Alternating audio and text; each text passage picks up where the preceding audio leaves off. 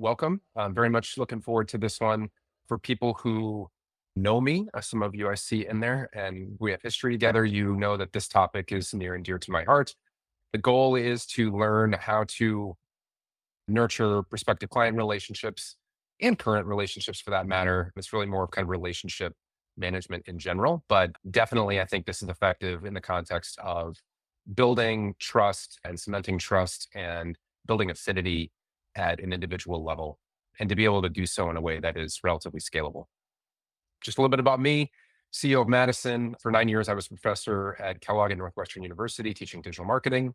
I was a founding partner at a firm called 𝗪𝗵𝘁, which was an innovation consulting firm for 12 years. And my son's friends follow me on YouTube. About Madison, we help professional services firms grow. And the main mechanism through which we do that is through what we call authority marketing, although we do other things as well. But in a nutshell, what we basically say is we try to help you get clarity on your point of view and who you seek to serve. We help you show up consistently and helpfully through authority marketing. And then we create respectful ways for people to raise their hands when they're ready. And we'll talk a little bit more about how you can theoretically work with us at the end of the session. But today we're focusing on nurturing relationships. So this is our Madison model for how to grow professional service firms. We've done previous webinars on framework design. We've done webinars on how to develop your point of view. We'll talk a little bit about that today. We'll touch lightly on authority marketing because it is a piece of this, but the focus today is on how to nurture relationships. So everything that we do at Madison rolls up to this big idea that clients don't buy professional services the way that they buy other products or services. And this was a lesson that I learned the hard way in my previous life at 𝗪𝗵𝘁. And much of what we do at Madison is informed by what we did poorly and what we did well there. But I just learned that it takes a different playbook. And that playbook is largely based on the cultivation of trust. And it's a very relationship based sale because they're effectively buying you. They're buying your brain, they're buying your point of view on the world, and all of this stuff matters a ton. And so that requires a different playbook. And that is true when it comes to nurturing leads. I don't even like that word necessarily. I prefer to think about it as nurturing relationships. And that's going to be what we're going to focus on today. Why does this matter? I've talked about this before, but this is from a Bain study that found that only 5% of your audience is in market at any given time. And 81% of those, when they do get in market, go with the brand or the firm that comes to mind first. And so what that tells me is that I need to be the first person or the first firm that they think of when a buying window emerges. And this is a playbook that is unique to Madison. We're not heavy on doing real aggressive outbound. We're not heavy on trying to manufacture buying windows. We like to lean in on being the first person you think of when those buying windows naturally emerge. There's nothing wrong with that other playbook necessarily. I know of firms that do it and they do it well. That's just not how we see the world. It's not how we choose to show up. And I'd like to think that we've demonstrated that we can build a business without having to do that kind of stuff. Why are you here? You're probably here because you sell a service that may or may not have a longish sales cycle, maybe multiple buyers involved. You get on that initial call with them and they say, hey, this is interesting. Let me think about it or whatever. And you don't know what to do after that. And you've maybe sent the just checking in email. You've realized the futility of that. And so you want to have a better modality for nurturing these relationships. But what in the world do I say? And that's one of those things that I think that you see with that outbound playbook, both in terms of getting on people's radar in the first place, but then also in terms of what happens after that intro call. It's just this barrage of emails. And a lot of firms try to outsource this to third parties. You've probably had people show up in your DMs saying, hey, would you like 10 to 15 emails or appointments on autopilot or 10 to 15 leads on autopilot or whatever it is. Whatever that is, I do not believe that's a recipe for trust. And I do not believe that's necessarily an effective mechanism for cultivating strong relationships either. And so what do you do instead? In a nutshell, everything that we're going to talk about today is about this idea. Don't do business development, try to love and serve people instead. And I just believe that if you show up consistently and helpfully and you overwhelm people with value and you have a long enough time horizon, eventually people will say, you know what, we really should have a conversation. And that's what we've seen over and over again at Madison. It's what our clients have seen as well. But it is not a short-term, here's how to build your pipeline in 30 days approach. It requires a long-term view. It requires a orientation toward the world, toward generosity and not clutching onto your best ideas. and not trying to manipulate people, just trying to be helpful and trying to serve people as well as you can. I'm going to go through a lot of examples on how you can do that as we go through this. So we're going to talk about 5 main things today. We're going to talk about defining your position, just because, again, I think that is a kind of a prereq for all of this. We won't go into it in too much detail. We've talked about that elsewhere, but I do want to hit the high points. Number 2, we're going to talk about equipping your champion, especially in the context of a committee sale, but even in the context of a smaller firm. How do you help them make the case to their internal team so that they want to work with you? Number 3, getting organized. It's the blocking and tackling stuff that everybody hates, but is super important. Number 4, be ridiculously helpful. And then number 5, surprise and delight. That's going to be what we're going to cover today. So number 1, define your position. This is the framework that we use for defining your point of view. And the idea here is that most professional service firms, if they're honest with themselves, they sell the same thing that their competitors do. Whether you're an accountant, whether you're doing HR consulting, whether you're a software development firm, et cetera, that the services that you offer generally are roughly the same. And so you're having to compete on saying, hey, we're smarter or we're better or whatever, but that's very nebulous and it's hard to define. And so how do you create differentiation? In our point of view is that you create differentiation through a point of view. And that consists of 4 elements. Being very clear on who you seek to serve is a fantastic way to develop a point of view. So if I'm a sales consultant who serves everybody versus I am a sales consultant who serves folks in the manufacturing space, or I serve pharmaceutical salespeople or whatever it is, that will make it more likely that you are unique because they know that you're speaking directly to them. All of your marketing messages will speak directly to them.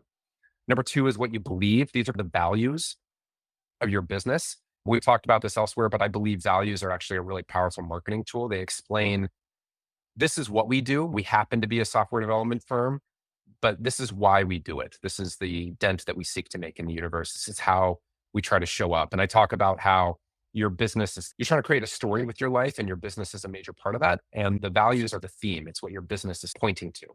And so I think that's super powerful when done well. Number 3, why you exist. That was the values.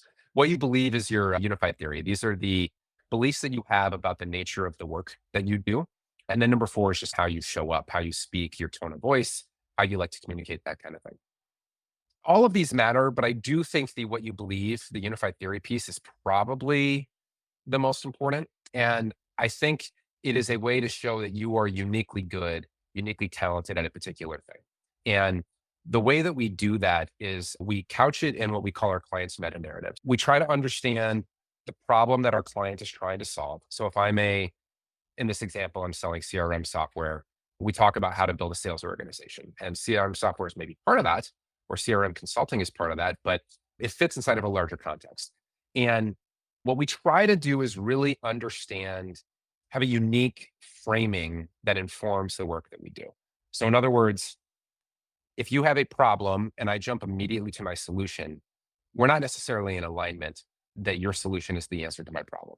But if I have a strong point of view about why that problem is happening, and I get you to agree with it, I get you to be aligned with it, it is considerably more likely that you're going to buy into my solution. And so we spend a lot of time trying to understand your unified theory. And so just a real concrete example from my time at my previous firm at Manifold, we had an innovation consulting arm, and then we had an early stage venture fund.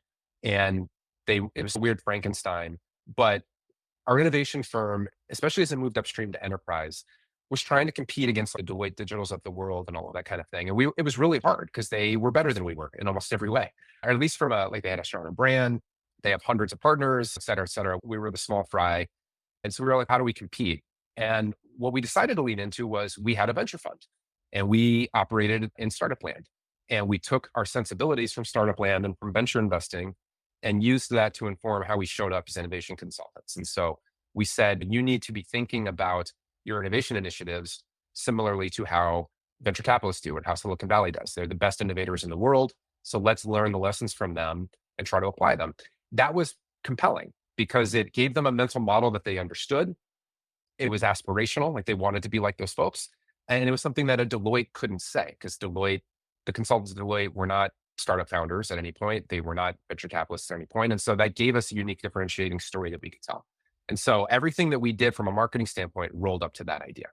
Madison, the same thing. Basically, what I said at the outset, we We believe that you sell professional services differently than you sell any other kinds of services, and you need a different playbook.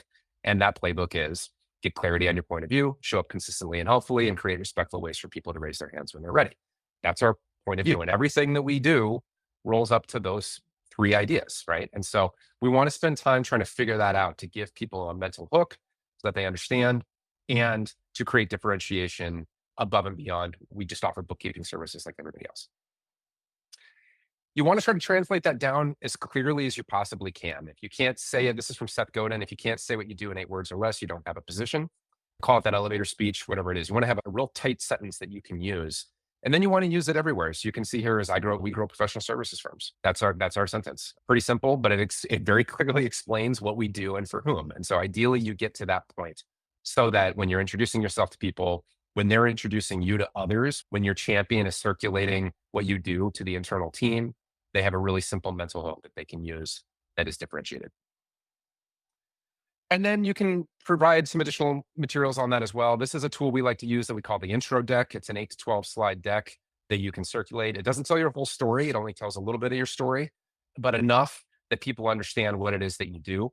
And it usually incorporates those elements of who do we serve? What is your problem? What is our point of view on that problem? And then a preview of the solution. We don't talk about everything, but just enough for them to understand, to pique their interest, to make them curious, and to make them want to learn more. So that's defining your position. Number 2, equip your champion. So again, especially in a complex sales cycle or a multi-person sales cycle, like in any sort of enterprise environment, you're going to have multiple people.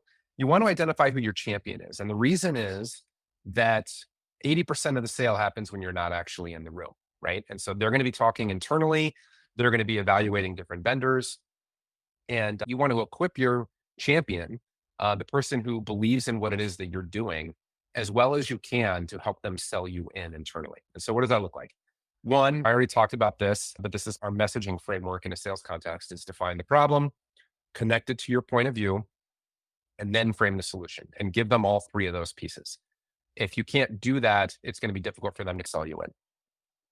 This starts from the very beginning. So a lot of professional service firms, someone raises their hand, they put time on your calendar, they hop on the sales call, and then you wing it. And you can get away with it, but I think that you're much better off having a really tightly scripted sales call. And there's a couple elements to it. One, there's like sort of the question-based sales process where you're asking diagnostic questions. I learned this the hard way. We used to, at 𝗪𝗵𝘁, I cannot tell you how many times I went in to an hour-long call with a 50-slide deck where we were talking for 55 minutes all about us, and then had 5 minutes at the end to learn a little bit about them. Wrong way to sell. And it took me longer than I would like to admit to realize that was not the right approach. What we do now and what we do at Madison is if you get on a call with us and you have a strategy call, it's probably going to look like 25 minutes of you talking and us asking questions. And we do that for a couple of reasons. One, I want to understand your world truly so I can know whether or not we actually can serve you. One of the things I talk about in the sales context is I'm not actually trying to sell anybody anything. I'm trying to help them solve their problem. And if we happen to be a solution to that problem, then great. But if we're not a solution to that problem, I don't want to work with them. It's a waste of their time and they're going to figure it out eventually and we'll figure it out eventually. So I try to approach sales not in a way that's manipulative and not in a way that I'm trying to really convince you of anything. I'm trying to help mutually arrive at the right solution. And some of our clients who work with us, they'll even tell you, we were reluctant to actually do the work. And we said, I don't know if we're a good fit. And have you thought about talking to this firm? Are you talking about this firm? So we try to be really honest about that. But the other reason, in terms of focusing heavily on them and asking questions, is I want to get them to explain the problem that they're facing. I want to get them to agitate that pain, understand the impact of it, almost have them sell themselves on the problem. And then when I do get to my part, it's probably a 5-minute spiel effectively that connects the problem directly to our point of view and explains this is why that problem is happening. And when it happens is it feels like I read their mind in a way, or I've seen the movie before. And that builds a tremendous amount of trust. And only then do I talk about the solution. And so you want that process to be as tightly scripted as you possibly can. It doesn't mean, obviously you need it to sound natural. Obviously it can branch off and go in different directions, but that's loosely how I like to have it. And I do like to have an outline that everybody in our firm follows to do that. Another very useful tool out of that call is what we call a business case document. So this is a tool that you sell internally that, or that you give them internally that is not, it's different than like that slide deck, that highly branded slide deck. And I think it actually works better because of it. When you send people the really polished slide deck, they assume it's boilerplate. And so we've actually had a lot of success using just a Notion document or just a Pages document. It's not branded, even an email where we go in and we say, hey, this is what we understood about your business, and what about your problem. And we connect it to the point of view. And then we basically say, hey, this is what we would do if we were you. And we try to give them as much value as we possibly can in that and say, this is literally how we would run this process if we ended up working together.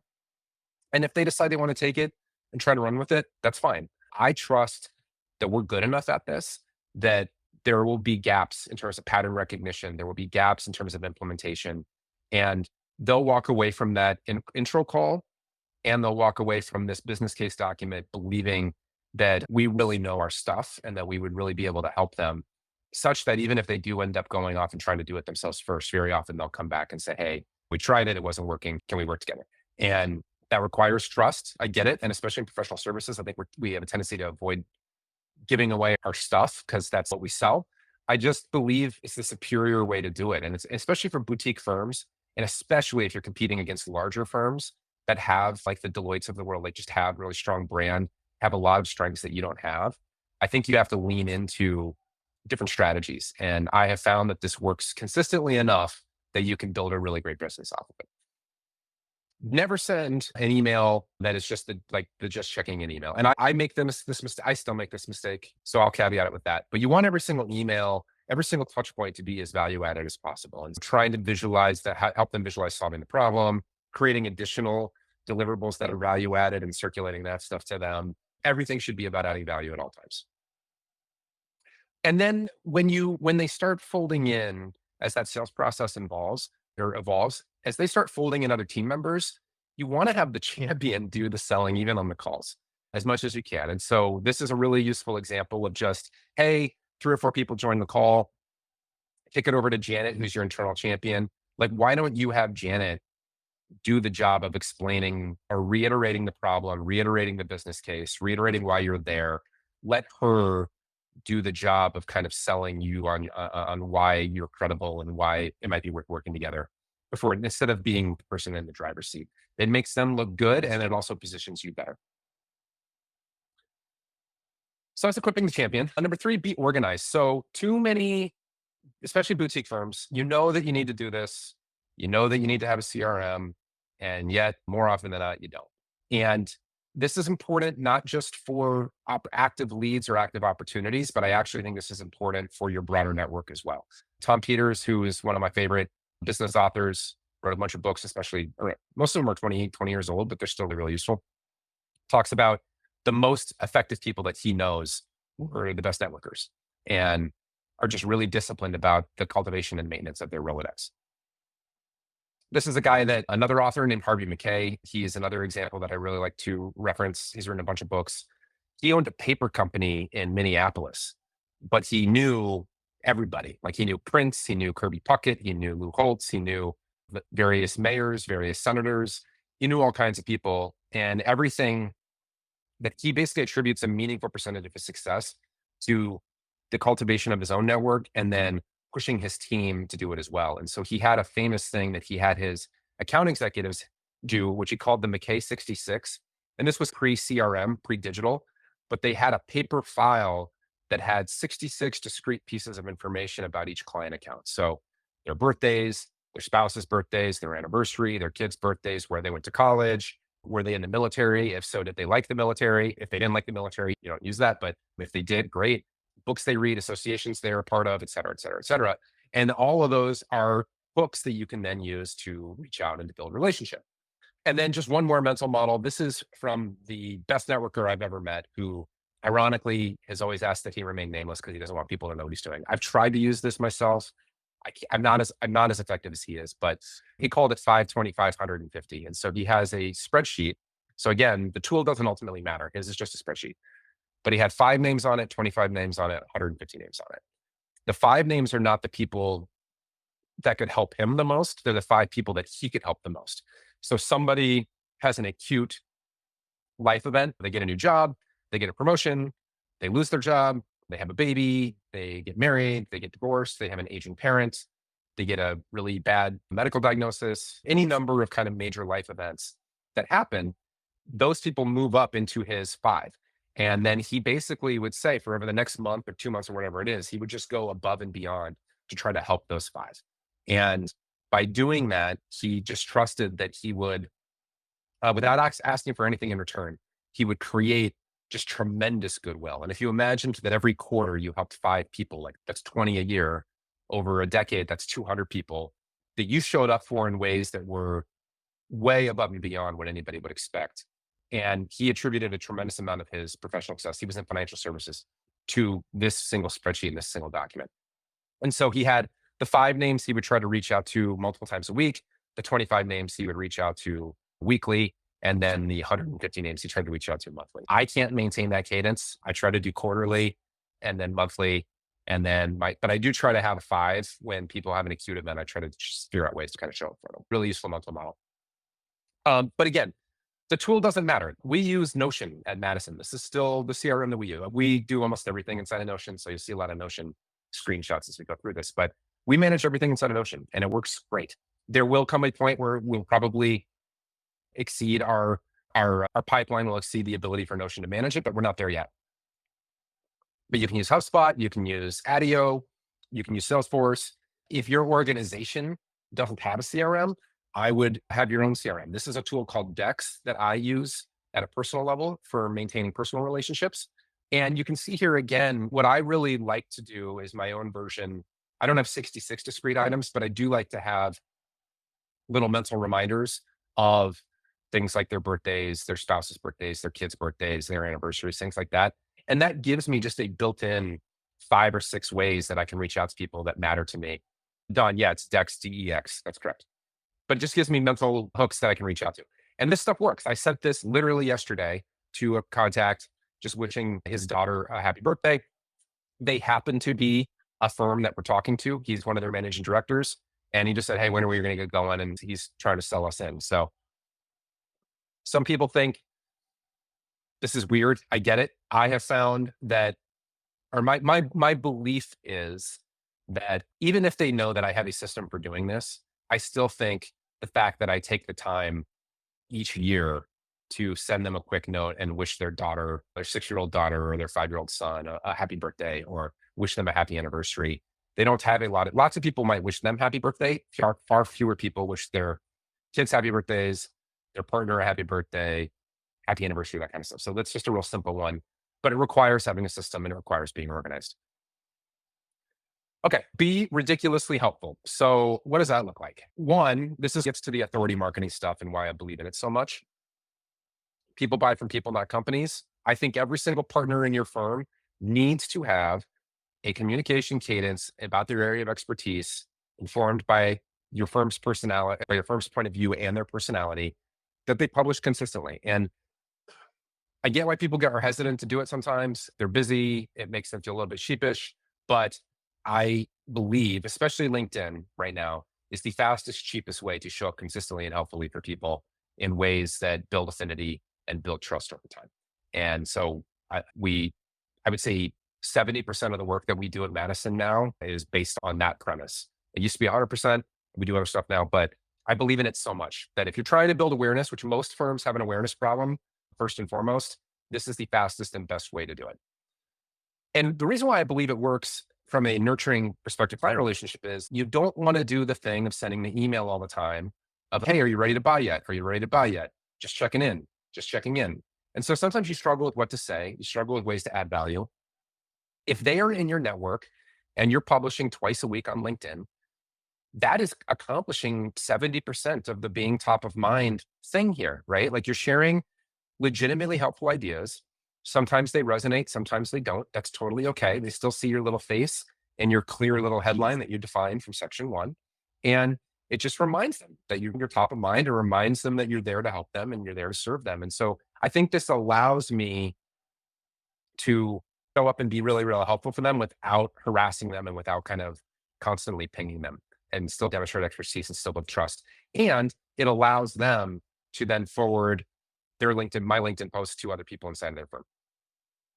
In order to do this well, though, you have to be really good about giving away your secrets. So this was one of the lessons I learned when we were competing against the Deloittes of the world was our proprietary methodology was not all that proprietary. And so rather than pretending like it is and being like clutching it real tight and saying you have to work with us to find out, just give it away. Tell them everything that we do. And so we got in the habit of every single time we were working on a client engagement, when we were creating a deliverable, we would ask ourselves, hey, is this deliverable? If we were to abstract it, obviously remove anything related to the client, elevate it up to make it industry agnostic, et cetera, and package it up so it looks nice, would this be helpful for people? And so we started giving away every templates and worksheets and tools and all that kind of stuff really consistently. And again, I think what it does is it shows people that you're smart rather than you having to tell them that you're smart. And they try to use it. They find out that you really benefit from having done it 20 or 30 times. And so they end up like raising their hand anyway. So I think that there's very little downside and a tremendous amount of upside to sharing your best stuff. And this idea of mere exposure effects. So in sales, we talk about this idea of the average person, it takes 21 touch points or 27 touch points or whatever it is before someone's ready to buy. And again, what most people try to do with that is they try to send you 27 emails. I think that's a bad approach. Instead, I like using authority marketing through LinkedIn to accomplish a big chunk of that because again, they see my little headline. And if you've been following me for a year and you think some of my stuff is helpful, even if you only read 10% of it, you are going to start thinking of me as, hey, Sean's the guy that helps grow professional services firms. And when a buying window emerges, you're going to raise your hand. And we found this, we're only 14 months into business, but we saw this especially like in Q4 of last year, where everybody started doing strategic planning. And it honestly got a little bit overwhelming because I think that was exactly what happened. Like the buying window naturally emerged because they were doing planning for the year. They're realizing they got to get on their game from a marketing standpoint. And then they're like, oh yeah, Sean and Paul, those are the marketing professional service guys. We should talk to them. And it also accomplishes the goal of referrals. People who are in your network that might not be a client might know people who are. And so they might introduce you as well. The reason why I think this works so well is, again, relative to cold outbound. If you think about getting from problem to solution through cold outbound, they don't know you. You're interrupting them. You're having to do so much work to get them to buy into the problem, buy into your point of view, buy into the solution in a really quick period of time. And they're deeply skeptical. What authority marketing allows you to do is close that gap considerably, such that when they do put time on their calendar and raise their hand, they've already drank your Kool-Aid, so to speak. Like they buy into your worldview because you've been showing up consistently and helpfully. And by the time they're ready to talk, they already get it. Like you're not having to convince them. You're at the 5, like you can still fumble the ball, but like you're at the 5-yard line, right? You just have to not be a jerk and need to continue to show up in a way that kind of backs up the claims that you make through your authority marketing stuff. So it works super well. I think they're going to accomplish 80% of it. What else can you do? This was something that we started doing. This was really cool. It's a little bit difficult to scale, although that's something that we're trying to figure out as a service offering. But if you have a bunch of, let's say you have 10 partners or managing directors inside of your firm, rather than having just the one corporate newsletter that's trying to talk about everything, I love the idea of having personal newsletters. And they're sent, and you don't even necessarily need mailing list software to do this, although I think that would be helpful at an organizational level. But if it's just, you can do this just using Gmail. Gmail has a mailing list feature or a group send feature now, where again, I think the form factor of being less polished and not being in the professional template actually can be helpful. But you don't have to always have it be all your own thought leadership either. So we've had a lot of success in the past especially with firms. It doesn't always work, but we have several clients who regularly are sharing articles and things like that internally and talking about them. Especially if they're super curious and they like being on top of things. That stuff is fodder for having a good reason to reach out to people. And so you can do curation newsletter strategy of, hey, here's some of the interesting stuff that I've read in the last month. Some of it's our own stuff, some of it's other people's stuff. But I just thought it would be helpful. And it's a link with maybe a couple sentences, a description of like why we thought this was super interesting. But my point is, as a partner or managing director, like you don't have to wait for permission from your firm to do this. Like you can just start sending a personal newsletter. And I think you'll find that you get a nice response rate. People will raise their hands as a result of this. We had a guy at my former firm actually who was mainly on the venture side, but he was really active in we had a Slack channel called Worth Reading, and he was one of the more consistent people sharing it. And I told him to do this, and it took some pushing, but he finally agreed to do it. He was a young guy, 23, 24. Started a newsletter. Long story short, he had a network of people 12 months in that were really heavy hitters in the venture space, very famous people, far beyond my level of notoriety. And one of them ended up poaching him, which was a bummer. But he had built really solid relationships on the back of this newsletter because he shared consistently interesting stuff. If you're one of those people, and I think this actually works really well if you're specifically in a business development role. In other words, like if you're not an SME, that's something we run into all the time. You have the seller doer model. You also have the model where you've got the consultant, and then you have the business development person, and the business development person has to hand off to the SME. That business development person, in terms of how they show up on LinkedIn and things like that, they sometimes struggle because they're like, I'm not a subject matter expert. Like, what do I talk about? And so the curation strategy can be a really useful way for them to do that. They're sharing stuff that they're seeing, stuff that they're reading elsewhere, and that can still be a way to really add value to people. Spec work isn't evil. So this is an idea. I shared about this a little bit on LinkedIn last week. One of the things that was really helpful for us at Manifold was when we started doing work for free, because I realized that the other differentiator we had, other than the point of view about being our venture lens and informing how we think about the world, was our designers were really good. We recruited our designers exclusively from startups. So they had a very consumer tech startup kind of mentality to how they designed UI, which if you've been in enterprise and you've used tools that have been built by either internally by your internal team or even by third-party firms that they might be really good at engineering, but their design often is lacking. That was a really unique differentiator for us. But it was hard to articulate or hard to prove. And so we started creating mock-ups of what we were visualizing. As we would create a business case document. We'd also create mock-ups. And what I found was that gave them a mental model of their own app and was compelling in a way that us talking about it simply wasn't. And it got us in the door and earned us meetings with a lot of firms that I think we probably would have had difficulty with otherwise. And so we still do that now, like not always, but when it's relevant, we're not afraid to do that. And our clients are doing it too. So this is a company called 𝗟𝗪. They're a software firm. As AI is taking over the world, there are a lot of tools that are making programming so much faster to prototype things. And so they've leaned in super heavily on this. They have a newsletter that goes out each week called a thing we built or a thing we made. And they're selling, hey, rapid prototyping as a service internally. And they're using it in a business development context too. So in this case, he shared a prototype with a former client. They weren't actively working on an engagement and said it's the best sales experience he's ever had, right? When there are things that you are uniquely good at that are really high value to a client, but are relatively quick and easy for you to make, lean into that as a business development tool because it can be really helpful. And then surprise and delight. So this is at the personal level. There's a lot of things that you can do just to cultivate and nurture relationships. So simple one, you're on a call with them, you're checking in, maybe you had an intro call, they reference something that could be personal, could be professional, could be related to what they're doing. You know of a link, or you read a resource that is interesting to them, or that might be relevant to them. You send that to them over text, send to them or email, whatever it is. I'm a big fan of what I call the 3-hour dinner. So the 3-hour dinner is you invite 6 to 8 people that are in your network. Some of them could be existing clients. Some of them could be prospective clients. Some of them could just be people who you think those other people would be worth knowing. You invite them to a dinner. It doesn't have to be at your house or anything. It could be just a dinner out. You introduce them all to each other and explain why you thought this particular group was worth getting together. And then you sit back and you let them just interact and you let them build a relationship and really have a great time. And then the next day you send them a text, or you send them an email, kind of connecting each other so they can connect offline. I have found that this can be a very effective way to make a trust deposit in the lives of other people. And whenever they think of that relationship and how well they got to know each other, they think of you implicitly. And so this is a really powerful tool as well. And it's just a way to people's guards are down. You're spending 3 hours talking. You really get to know people as people. And like I said before, people like to buy from people, not companies.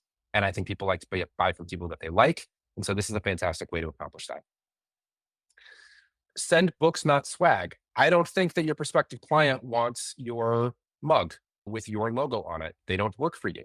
So I think a more impactful thing that you can send them is books that are relevant to you. It could be a business book, it could be a personal book. We like to send a book every summer that's a beach read, and then we like to send a book every winter that's a maybe more substantial book. I just include a little bit of a note. I sign it on the inside of just Madison winter 2024. Again, people don't throw away books. And then when they see that up on their bookshelf, they think of you. So it's a nice, touching way to add value. I actually got this from my former attorney. He was a partner at 𝗟𝗲𝗿𝗹, was one of their rainmakers at the firm. And we were a client of his at Manifold. And he had this practice. And just, I can tell you to this day, I can tell you the 6 or 8 books that he sent me. And I still have every single one of them. I've talked about this elsewhere. I'm a big GTD guy, getting things done guy at a task management level. And he has this concept of a project. And a project is anything that takes multiple steps to complete. And he has this concept of project support material. So as you're planning a trip, for example, you're creating an itinerary. You're doing an estate plan for your aging parents, and you're figuring out like what the process is for that. Previous me would have those projects, complete those projects, and then delete all the support material. What I realized though was similar to those professional artifacts that we're making in the service of clients, all of these projects are also potentially useful to people. And so now what I do in my personal Notion is I archive the project in a archive project section, but I keep it. I keep all the support material so that in the future, if someone's saying, hey, I'm going to be visiting Paris in spring break with my kids, I'm like, oh, fantastic. And then I send them my Paris itinerary. Or if they talk about their estate plan, or if they talk about whatever. This was another one when I had a kind of an 18-month gap between Manifold and starting Madison. I read a lot about this idea of like personal holding companies and documented all the stuff I was reading. It was a topic that was in vogue for especially a lot of my students who at Kellogg who were interested in creating a search fund or interested in acquiring a small business or any of those kinds of things. This stuff was relevant to them. And so I would share my notes and all that kind of stuff. So again, just a nice way to show up for people and love people. Related, create a ways to love people document. So this includes books I can send, gifts I can send, ways to show up for people in really concrete ways when some of those life events happen. I have one at a personal level. We actually also have one for Madison. And what I love about this is it allows you to systematize thoughtfulness at scale. And so it allows us, we have a process for a variety of things that happen. For example, we have a client that's getting married or a prospective client that's getting married. We sent this guy a champagne saber. It's a very modern looking champagne saber. Didn't tell him we were going to do it. Sent it to him. Was super thrilled. Sometimes clients have to bail on a phone call because they're sick or whatever. We send them a cup of chicken soup. This is a system. Client has an anniversary of the company. One of the things that I realized that I did not do a very good job of the first time around was celebrate milestones. And so we have a process internally where we have a bottle of champagne whenever we win a new client, regardless of how big or small. But we also have a process, if we know when your company started, of sending a birthday cake at your anniversary. And again, it's just a surprise. They're not expecting it, but it's just a way to make a trust deposit in people and delight them in a way. Friend had a child rather, and I had a favorite book that I read to my daughter when she was little, and I sent them the book in the mail. And again, not about business at all, but just a way to show them, hey, I see them. I care about you as a person. We maintain a referrals list. So everybody needs an attorney, everybody needs an accountant, everybody needs lots of different vendors of various types at various times. So we keep it in a list and maybe even share it with your team. And so when they know, if anybody's asking for a potential referral to another service provider, another vendor, or whatever it is, you can show up and be Johnny on the spot for them. That's just another way to add value. Making introductions, super, super helpful. This is an example. A friend of mine had a friend who had a terminal cancer. Actually, it was really awful. I happen to have a good friend who did development at the University of Chicago in the Cancer Center, did fundraising for them, but knew people, sent them the intro. And long story short, like the guy is in remission, which is amazing. But just being top of mind whenever people are like, when you're on LinkedIn and somebody's asking for a referral, be the person who shows up in their DMs and just makes the introduction, right? Obviously, you can have good practices around like mutual double opt-in, all of that kind of thing. but be the person to make the intro, be the person to show up for people and serve them. And again, all of this is in service of this one big idea of I believe when you start to show up this way, sales becomes downright fun. Lots of consultants, especially, don't like to think of themselves as salespeople. They bristle at the term sales. They bristle at the term business development. They know it's necessary, but they do it begrudgingly. And I think this is the best way to do it: is stop doing business development. Just love people, serve them, add value, just overwhelm people with value as much as you possibly can. And I just really believe that if you do that and you take a long-term view of things, you will build an amazing business and an amazing practice on the back of that. Again, it's not a 30-day thing. It's not transactional. Like, nothing about this is asking for anything for people. You just trust that if you do it enough over a long enough time frame and they just know what you do, when that buying window actually naturally emerges, when they truly legitimately need what you have to offer, you will be the first person that they think of, and you will be ideally positioned to serve them. So that's it. Real quick, 2 ways that you can work with Madison. We do authority marketing, as I mentioned, which is basically the short form LinkedIn. You hop on a 90-minute call with us each month. We turn that into a month's worth of great LinkedIn content, and you get to go back and serve your clients and focus on what you do. We now do marketing in a box as well. We're a full service marketing team. So if you need more than just the awareness stuff, we'll do a longer form content creation, podcast production, webinar production, sales enablement creation, those intro decks, help you script those intro calls, web design, et cetera, et cetera. We want to be as helpful as we possibly can in service of that. So if either of those are interesting to you, send me a DM or send me an email, Sean@Madison. But we got 12 minutes left. If anybody has any questions, you can drop them in the chat and I will do my best to answer them for you.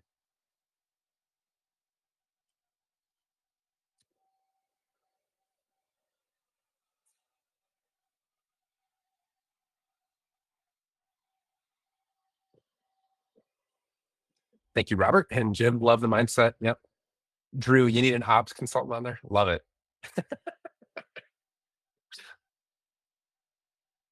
Will we be able to get a recording? Yes, we will share the recording and the slides. How do you know they're not crossing into creepy? Yeah, I get that question. I totally understand what you're saying. The truth is that there might be people that do find it creepy. I've done this myself at an individual level for probably 8 or 9 years. And if there are people who find it, I can think of one instance where a friend, they knew that I had a system. I wished them a happy birthday or something like that. And they texted me back and said, "Oh, we're at the reach out to me every 90 days tier," or whatever it is. There is a version of that that can look creepy. Again, I kind of trust, and I've actually talked to people about this. Like, even people that know I have a system, they're like, it still means something to me that you care enough about my relationship to take the time to track this stuff in a system and then to send those follow-ups. And what I tell people is, I can't do this just in my head, right? I have to have it in a system. It's the only way I can do it. So I care about you as a person. I want to show up and be helpful for you as much as I possibly can.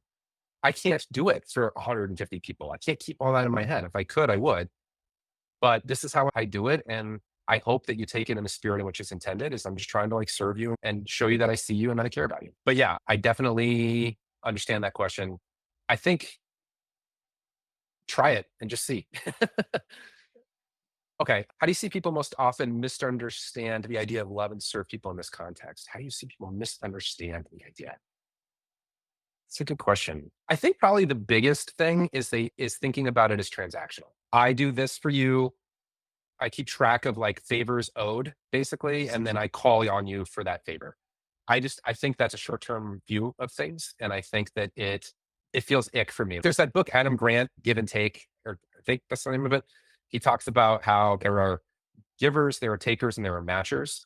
And the givers are the highest performing people. And the difference between a giver and a matcher is a matcher, when you do something for them, they feel like they have to then do something for you. And then the reverse, they do something for you, and then they keep a mental log of, "Hey, I did that for you," and then they call on you to ask a favor. Givers do it without any expectation of return. And I get that it's nuanced here because you're in a business development context. You're trying to build a business. There is a sense in which you are hoping that maybe by doing this for people enough times that good things will come out of it. But I think it's about, if you can ask the question or answer the question, would I do this anyway? Would I help this person anyway? And if the answer is yes, then I think you're probably on the right track. One of the things I don't like, for example, is when people try to monetize intros. I want to introduce you. If you need something and know somebody over here who can help you and help solve that problem for you, like why would I try to monetize that introduction? Like why not serve and make that introduction and facilitate that introduction? I think that's probably the biggest one, is trying to think of it as a transaction. Okay, I was hoping you could expand on your precision marketing industry and the firm's core values. We recently debated that we should not market our core values. Clients should experience them organically. Yeah, yes and no. So I don't have a problem with putting your values like on your website, for example.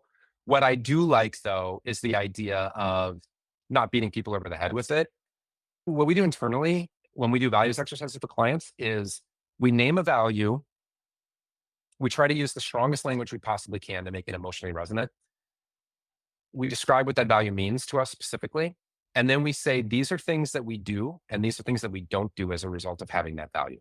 And we try to be deliberate about making sure that because this value matters to us, we do this. Because this matters to us, we don't do this.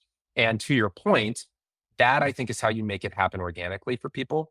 Where if you were, let's say they've been working with you for 2 years and then they go and you show them the value statements, they're like, oh yeah, 100%. I 100% see how you do this and how this shows up and how you embody this at an organizational level.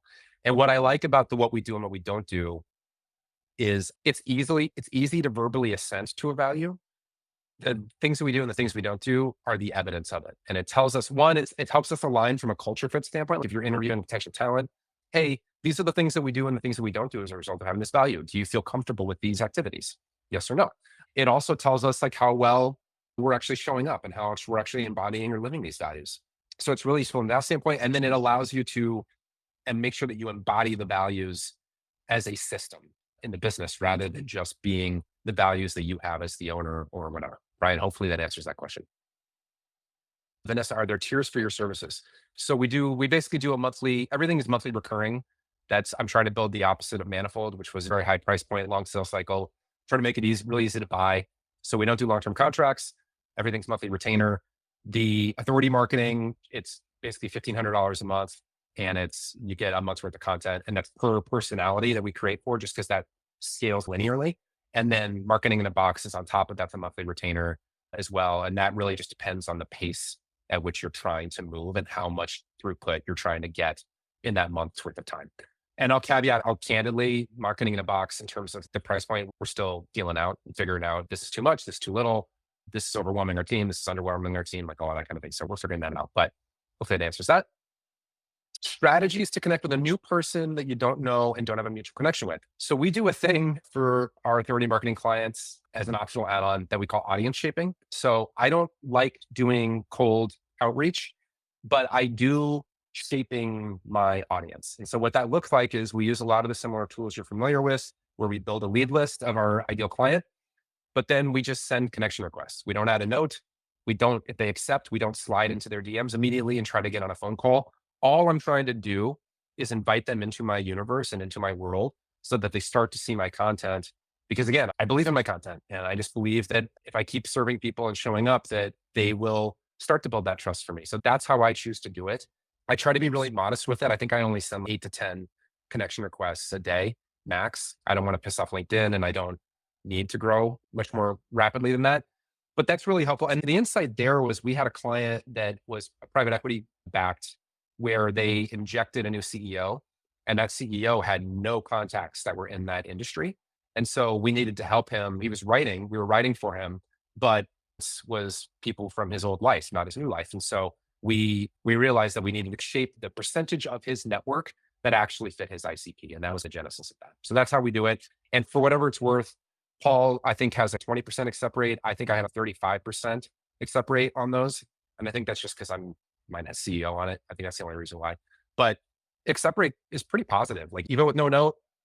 And then we try to respect them and not immediately try to sell them anything. Accept rate is high, very low effort, very high upside. So yeah. Robert, can you expand on how involved your marketing team is involved in all your activities? How involved your marketing team is involved in all your activities, etc. I'm not sure I understand the question. We're a marketing firm, so they're very involved in all our activities. When we do If you're asking about like marketing the box, you can think of a sort of a fractional like chief marketing officer with the delivery on the back end, but we're dogmatic about it, or it's not dogmatic. We're pragmatic about it. It's meaning if you have really great content people, like fine, like that's totally fine. If you have really great designers, fine. We're not going to take our ball and go home. So we tried to have it be a lot more formulaic in the very beginning, and we realized really quickly that we need to have it be adaptable based on the strengths of the client and the strengths of their team. We exist to plug gaps, and we exist to try to make your life easier. For example, like these webinars, all of our clients understand the benefit of a webinar. It's a big lift though. Like you have to make the slides, you have to have the webinar platform, you have to do the marketing, all that kind of stuff. And everything that we do is we try to ask like, how do we make this as easy as possible for people? So in the case of the webinar, you send us a slide, you send us the like bullet points of what you want in your slide deck. We make the slides for you. We make them branded for your firm. We set up the webinar platform for you. If you give us access to your LinkedIn page, we'll do the marketing for you. You show up, you get out of it. We clip the video, we edit the video, we clip it up and send you the clips. And we try to make everything as easy as possible. So materially involved, I think is how I would answer that. So I don't know if that was your question though. Okay. I think that's it. And we're at time. If you have other questions, don't hesitate to reach out. You can DM me, you can DM Paul, you can send me an email, Sean at Hire Madison. If Paul, you can send it Paul at Hire Madison. But yeah, we'll send you the deck and the video as well in the next day or two. But thank you so much for taking your time. It's not lost on me for giving us an hour. Hopefully you found this helpful, and we'll see you next time. Thank you so much.